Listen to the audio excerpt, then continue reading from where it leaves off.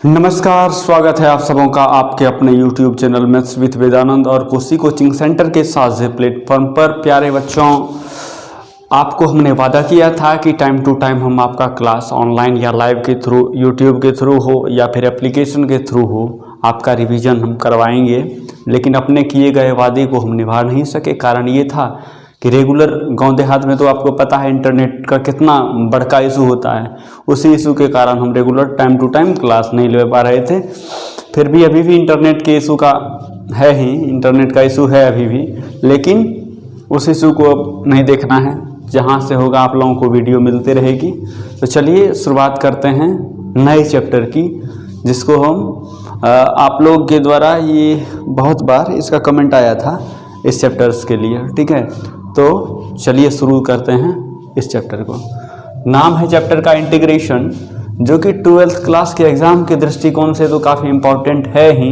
और 12th के mathematics में मैक्सिमम ऐसा जगह आपको मिलेगा जहाँ की आपको इंटीग्रेशन का यूज करना ही पड़ेगा। जैसे फिजिक्स की बात हम कर लें, वहाँ पर इंटीग्रेशन का यूज हो जाएगा। एरिया बाउंडेड रीजन हो, डिफरेंशियल इक्वेशन हो, इन सारे जगह पे इन सारी चीज़ों का उपयोग होता है। तो प्यारे बच्चों, काफ़ी इम्पॉर्टेंट है और इसको बड़े अच्छे से सीखेंगे अपने लोग। ठीक है, तो चलिए ज़्यादा टाइम नहीं गवाते हैं और चलते हैं अपने वीडियो की तरफ। प्यारे बच्चों, इंटीग्रेशन की अगर मैं बात करूं तो इंटीग्रेशन कोई मंगल ग्रह से आया हुआ चीज़ नहीं है। आप 11th क्लास में डिफरेंशिएशन पढ़े थे। उसी डिफरेंशिएशन का क्या होता है ये कि इन्वर्स प्रोसेस होता है। समझे कि नहीं? 11th में इंटीग्रेशन पढ़ा, डिफरेंशिएशन पढ़ा था ना। बहुत बच्चे 11th क्लास में फिजिक्स में इंटीग्रेशन थोड़ा थोड़ा चाट के पढ़ते हैं, ठीक ना। लेकिन ये जो है आपको 12th क्लास में इसकी शुरुआत होती है सेकेंड वॉल्यूम से। तो होता क्या है एक्चुअल में इंटीग्रेशन, इस पर चर्चा कर लेते हैं। देखिए, 11th में आप लोग डिफरेंशिएशन पढ़े थे, ठीक है। उसी डिफरेंशिएशन का उपयोग करके इंटीग्रेशन हम करेंगे। एक्चुअल में बात भी सही है कि इंटीग्रेशन जो है ना, डिफरेंशिएशन का इन्वर्स प्रोसेस होता है। Integration is inverse process of differentiation. अब बात करते हैं जगह की। मैंने जो यहां कहा कि integration is inverse process of differentiation, ऐसा क्यों कहा, चलिए गौर करते हैं। एक फंक्शन हम लेते हैं एक्स क्यूब। एक फंक्शन है एक्स क्यूब, इसका हम कर दिए डिफरेंशिएशन। तो आपको पता है कि एक्स क्यूब का डिफरेंशिएशन हो जाएगा 3x स्क्वायर। एक्स क्यूब का डिफरेंशिएशन 3x स्क्वायर। अब देखिए, एक्स क्यूब का डिफरेंशिएशन किए 3x स्क्वायर हमें मिला, यानी ये हमारा हो गया derivative. It is called derivative differentiation. हमने यहां कहा आपको कि इंटीग्रेशन जो है वो है इनवर्स प्रोसेस ऑफ डिफरेंशिएशन। तो वो क्यों कहा? देखिए, एक्स क्यूब का डीसी किए 3x स्क्वायर मिला। 3x स्क्वायर का अगर आप एंटी डीसी करोगे, अभी एक्स स्क्वायर से शिफ्ट किए थे 3x स्क्वायर पे, अब हम 3x स्क्वायर से शिफ्ट करना चाहते हैं एक्स क्यूब पे। तो ये एक्स क्यूब जो 3x स्क्वायर बनाया, यही डिफरेंशिएशन कहलाया। और 3x स्क्वायर जब एक्स क्यूब बना देगा, 3x स्क्वायर जब एक्स क्यूब बना देगा, तो इसी को बोलते हैं एनटीडीसी। आप लोग इस कोविड में देखिए, एक एग्जांपल से हम समझाते हैं। जब ये बीमारी फैली थी कोरोना, तो बोला गया था कि एक वायरस आ गया है आपके बॉडी के अंदर, जिसका नाम है कोविड वायरस। कोरोना का वायरस आ गया। अब देखिए, जिसने कोरोना का वायरस आपके अंदर इंजेक्ट हुआ, आप बीमार पड़ने लगे, तो उसी का एंटीबॉडी बनाया जाता है। किससे? उसी वायरस के जरिए हम तैयार करते हैं एंटीबॉडी, जो आपके शरीर में जाकर के WBC RBC के साथ कॉम्बाइंड रूप से मिल करके आपके अंदर प्रतिरोधक क्षमता बढ़ाती है। प्रतिरोधक क्षमता का मतलब रोग से लड़ने की क्षमता प्रदान करती है। तो वही एंटी होता है। यानी जो आपके अंदर इंजेक्ट किया गया वो कुछ और नहीं है, वो वही चीज है जो आपको पहले जकड़े हुआ था। कहने का मेरा मतलब कि एक्स क्यूब का डिफरेंशिएशन 3x² हुआ, तब इसी 3x स्क्वायर से हम अपना काम निकालेंगे और पहुंचेंगे कहां पर, x क्यूब पर। 3x क्यूब से 3x² तक पहुंचे तो DC, 3x² से x क्यूब तक पहुंचेंगे तो इधर से आए तो उल्टा काम किए, तो इसी को बोलते हैं एंटी डेरिवेटिव या एंटी डिफरेंशिएशन।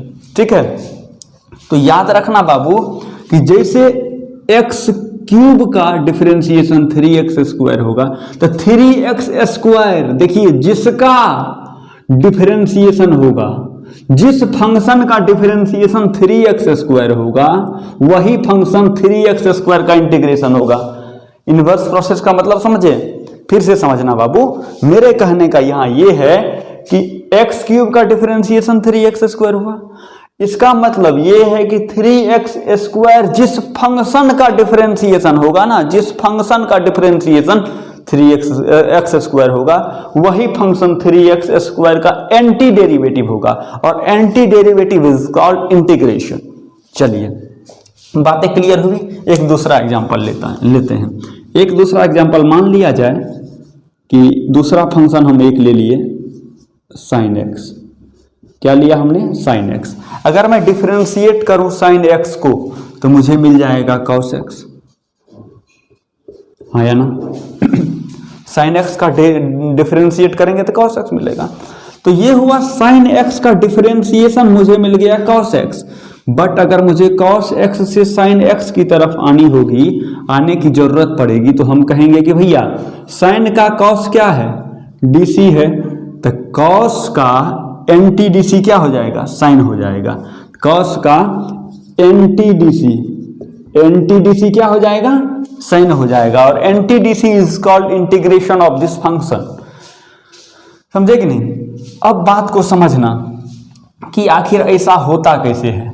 अगर मैं यहां बात करूं, इस बात को लिखूं मैं कि x क्यूब का डिफरेंशिएशन 3x², तो 3x² जो होता है भैया, इसका इंटीग्रेशन करोगे इसके वेरिएबल के रिस्पेक्ट में तो आपको कुछ नहीं मिलेगा, x³ मिलेगा। एगो आर्बिट्रेरी कांस्टेंट c मिलता है, उसकी चर्चा हम बाद में कर लेंगे। दूसरी बात, अगर मैं यहां पर इसी बात को लिखूं एंटी डेरिवेटिव के रूप में, तो sin x का डिफरेंशिएशन cos x, तो cos x का anti derivative with respect to its parameter x मिल जाएगा sin x प्लस c। कोई दिक्कत। अब देखिए एक्चुअल में ऐसा होता क्यों है, ये तो हम परिभाषिक तौर पर आपको प्रूफ करके दिखा दिए या समझा दिए कि भाई ये क्या है। अब देखिए एक्चुअल तरीका इसका क्या है। मैंने एक फंक्शन लिया y बराबर sin x, अगर मैं डिफरेंशिएट करूं इसको तो dy/dx मिलेगा, sin x का डिफरेंशिएशन हो जाएगा cos x, बटे में एक डाल के क्रॉस मल्टीप्लीकेशन अगर हम इसको करें तो मुझे मिलेगा dy बराबर cos x dx। अब अगर मैं दोनों तरफ इंटीग्रेट करूं, integrating on both side, integrating on both side, तो मुझे क्या मिल जाएगा मेरे भाई, गौर से देखना।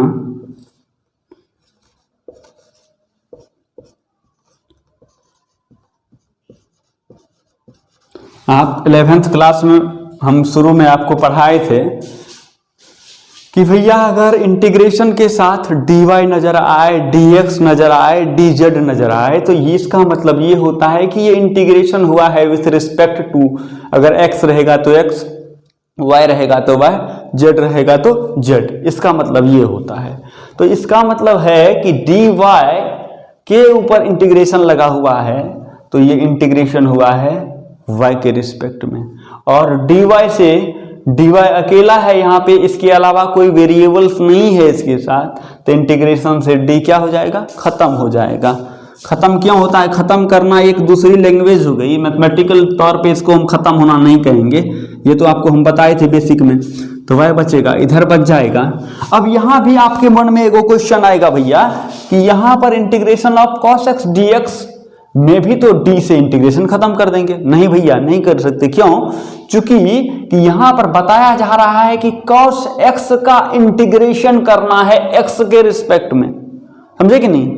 यहां पर कोई वेरिएबल नहीं था, केवल रिस्पेक्ट था ये, समझे कि नहीं? वेरिएबल अवेलेबल यहां नहीं था, इसीलिए इसका डिफरेंस इंटीग्रेशन जो होगा वो कांस्टेंट के तरीका से होगा, ठीक है। लेकिन यहां एक वेरिएबल cos x है और दूसरा इसका रिस्पेक्ट लिखा हुआ है dx, जो कि दोनों सेपरेट वेरिएबल्स के रूप में आ जाएगा। तो इंटीग्रेशन से d नहीं खत्म होगा, यहां पर ये जस का तस उतर जाएगा। इंटीग्रेशन ऑफ cos x हो जाएगा integration of cos x dx के बराबर ही।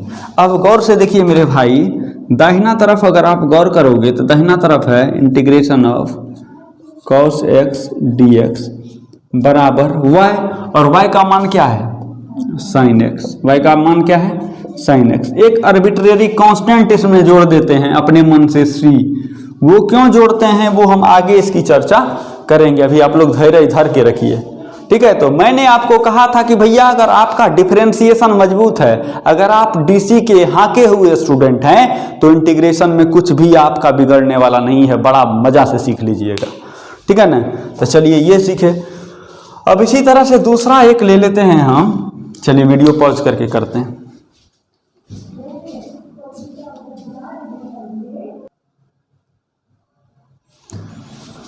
तो यहां आपने देखा मेरे भाई कि cos x का इंटीग्रेशन आ गया आपको sin x प्लस सी। एक दूसरा लेते हैं पुनः, अगर एक फंक्शन मैं ले लेता हूं यहां पर, अब देखिए बड़े तरीका को अब हटा देते हैं, अब छोटे तरीका में ही सीखिए। अब दूसरा फंक्शन अगर लूं मैं cos x, क्या लूं? cos x। तो डिफरेंशिएशन ऑफ cos x अगर आप निकालोगे तो आपको हो जाएगा माइनस sin x।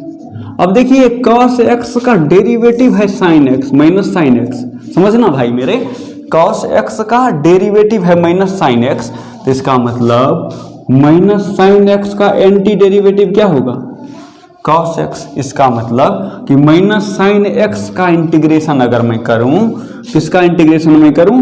क्योंकि जिसका हम एंटी डेरिवेटिव करते हैं, समझे ना, जिसका एंटी डेरिवेटिव करते हैं वही इंटीग्रेशन कहलाता है। तो हमको माइनस sin x का अगर इंटीग्रेशन करेंगे या माइनस sin x का एंटी डेरिवेटिव लेंगे तब cos x आएगा। तो हम क्या करते हैं? Integration of minus sin x dx, तो क्या आ जाएगा हमको?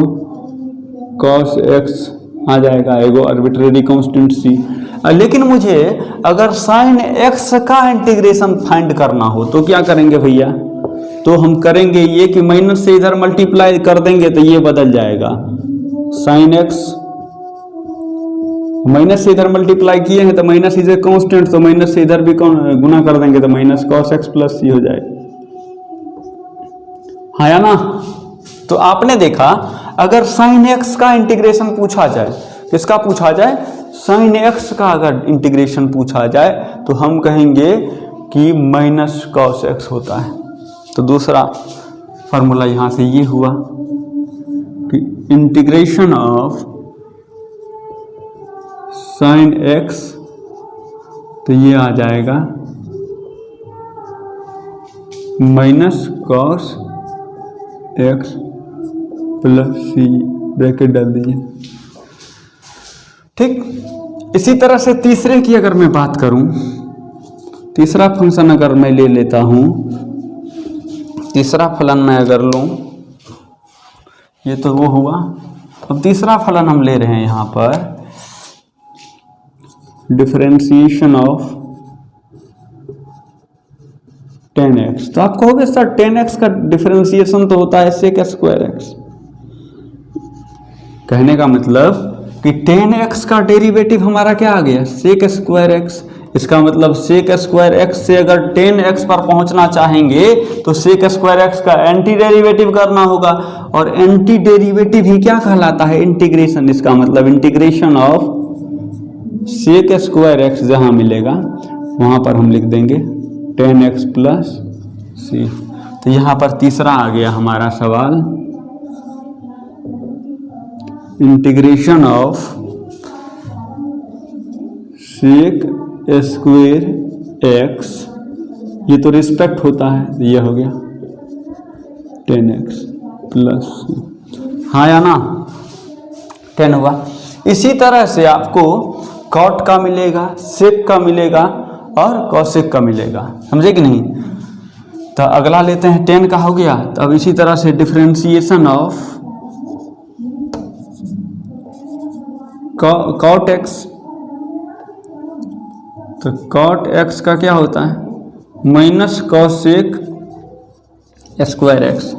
कॉट एक्स का डीसी किए, कॉसेक स्क्वायर गया माइनस कॉसेक स्क्वायर गया, तो माइनस कॉसेक स्क्वायर का एंटी डीसी होगा कॉट एक्स,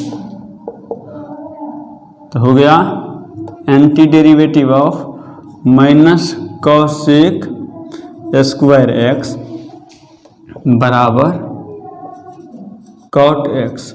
लेकिन भाई मुझे क्या चाहिए, मुझे तो चाहिए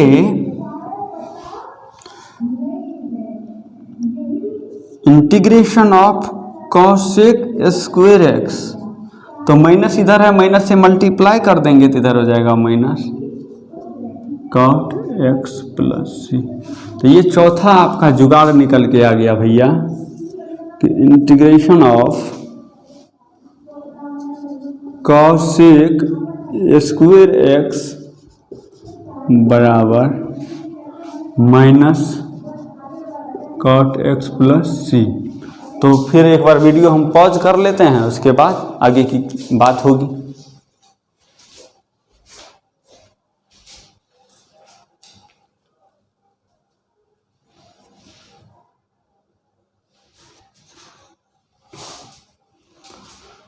अब साइन का देख लिए, कॉस का, टेन का, इसी तरह से एक अगला फंक्शन लेते हैं, पांचवा फंक्शन हम लेते हैं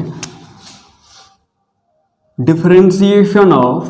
देखिए डिफरेंशिएशन के मदद से ही हम इंटीग्रेशन सीखेंगे, अभी डिफरेंशिएशन का मदद लेके ही हम इंटीग्रेशन करेंगे।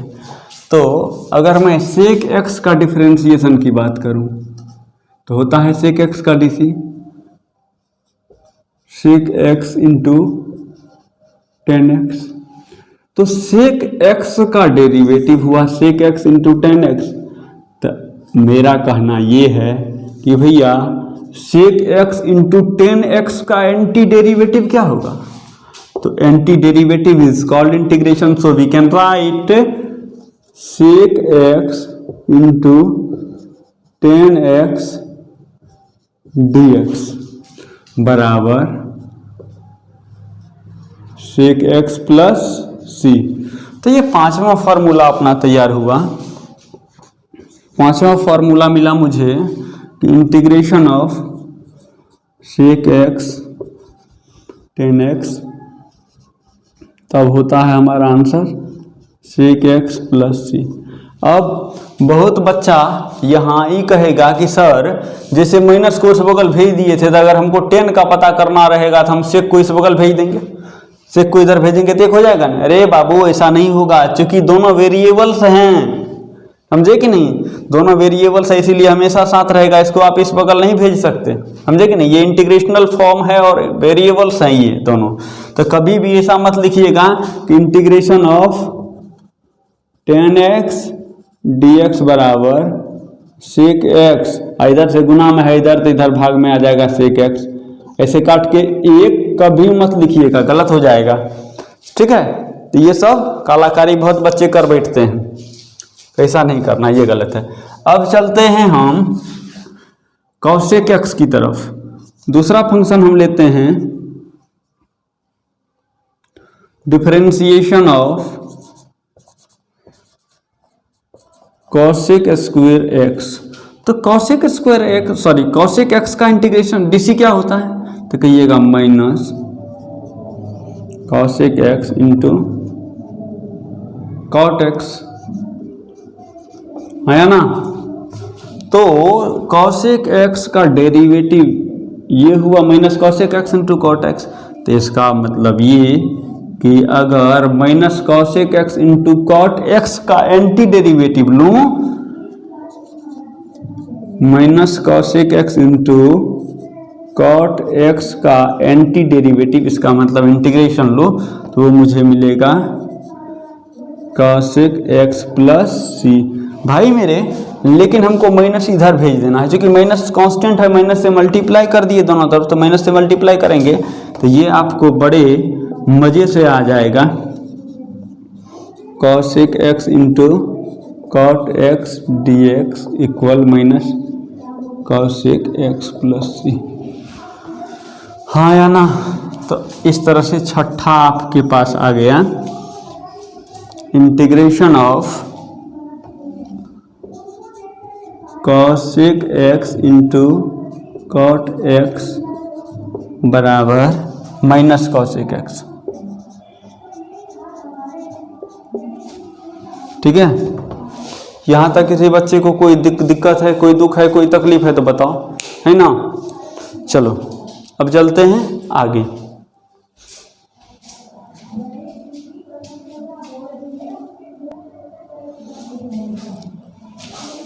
अब क्या होता है कि ये ट्रिगोनोमेट्रिकल फंक्शंस हैं सारे के सारे। अब यहाँ पर आपको नजर आता होगा कि सर कॉस एक्स का इंटीग्रेशन आपने करा दिया, साइन एक्स का करा दिया, तो tan X cot X sec X cosec X कहाँ दिख रहा है भैया मुझे एक लाइन में? तो भाई मेरे याद रखना, हमने कहा था कि इंटीग्रेशन है इनवर्स प्रोसेस ऑफ डिफरेंशिएशन। तो जिस ट्रिगोनोमेट्रिकल फंक्शन का डिफरेंशिएशन हम निकालते हैं तो कोई ना कोई डिफरेंशिएशन का अगर इंटीग्रेशन करते हैं तब वो फंक्शन मिलता है। बात तो कहीं ना कहीं समझ में आ रही होगी। तो डायरेक्ट किसी भी फंक्शन का डिफरेंशिएशन 10x नहीं होता है कि हम 10x का इंटीग्रेशन डायरेक्ट लिख देंगे। बात समझ में आया? हाँ, इंटीग्रेशन इनवर्स प्रोसेस होता है डिफरेंशिएशन का।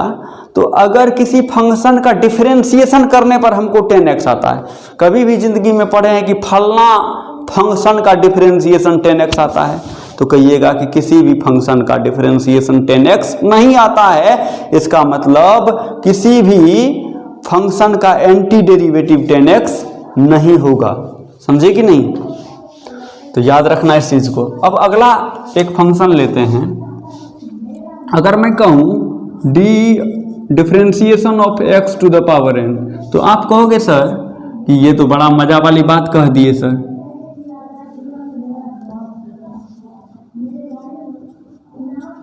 ठीक है, अगर x to the power n का डिफरेंशिएशन करेंगे तो मुझे मिलेगा nx to the power n minus 1। मिलेगा कि नहीं मिलेगा? हाँ या ना? जी मिलेगा। तो अब क्या करते हैं कि x to the power n का इंटीग्रेशन ये मुझे मिला, इसका मतलब इसका एंटी डेरिवेटिव ये मिलेगा। तो इसका एंटी डेरिवेटिव का मतलब कौन चीज? कि integration of nx to the power n minus 1 बराबर x to the power n। है ना? तो जहां जहां ऐसा फोटो मिलेगा वहां आप x to the power n plus c लिखना बाबू। लेकिन अगर कहीं आपसे पूछ दिया जाए कि भैया हमको उतना नहीं चाहिए, हमको चाहिए x to the power n का इंटीग्रेशन, तब क्या करोगे? हमको चाहिए x to the power n का इंटीग्रेशन।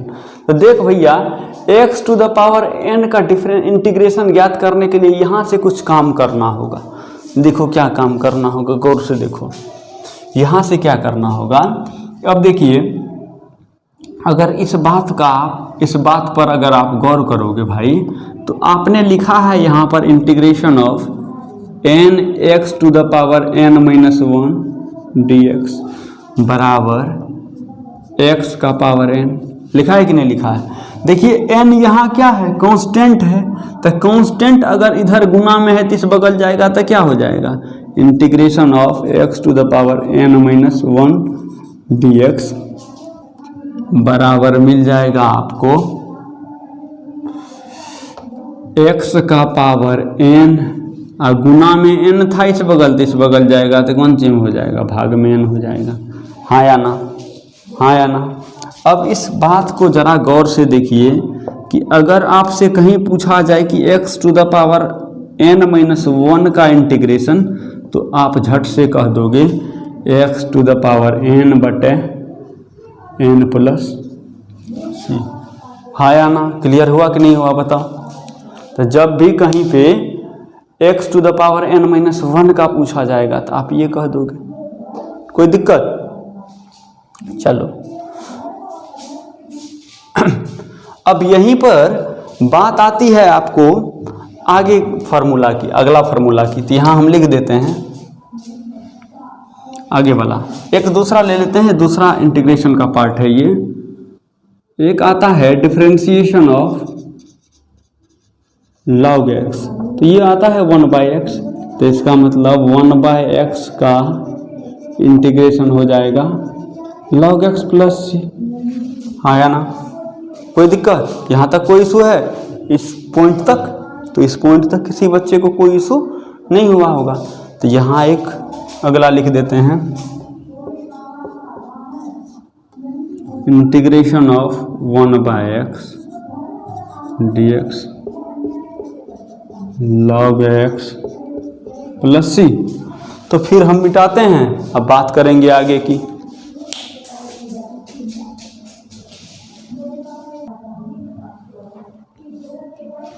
अब अगला फलन की हम चर्चा करते हैं। यहाँ तो ये देखा आपने कि 1/x का इंटीग्रेशन अगर हम किए तो log x आ गया।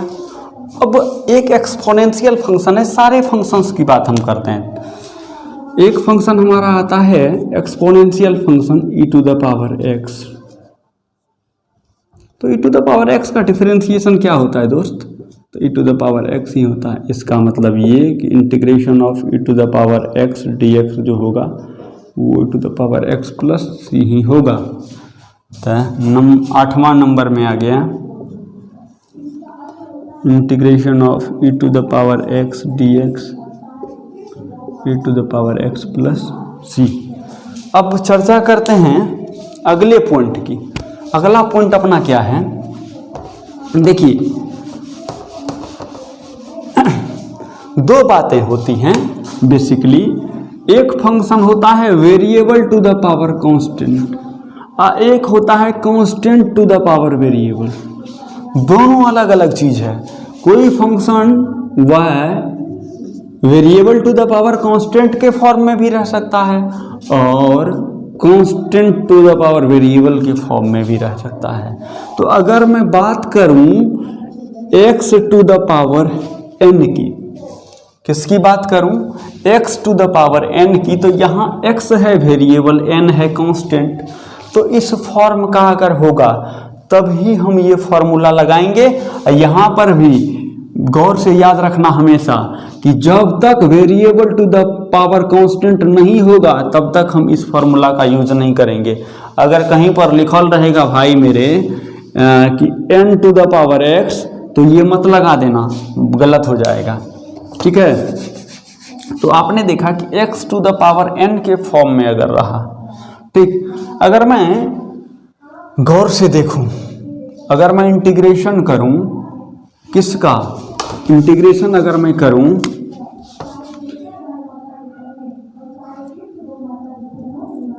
x to the power n minus 1 का, किसका करूं? x to the power n minus 1 का, इसका इंटीग्रेशन। तो n कांस्टेंट है तो निकल के आ जाएगा x to the power n। तो जब भी कोई फलन इस रूप में रहेगा तो क्या होता है बाबू कि देखो n माइनस 1 में क्या हो गया, एक जुट गया है। एक जुट के जो हुआ है, देखो n माइनस 1 ऑलरेडी था, इसमें एक जुट गया, ठीक। और जितना जुट के हुआ वही इसके बटे में भी आ जाएगा। ये गुना में है, इस बगल चल जाएगा तो कौन सी भाग में हो जाएगा, ठीक। तो जितना जोड़ के होता है उतना से हम भाग भी देना पड़ता है मुझे, यही इसकी खासियत है, ठीक है। तो समझ में आई होगी तो लाइक करिएगा, शेयर करिएगा, सब्सक्राइब करिएगा। बस आज के क्लास में इतना ही। Thank you.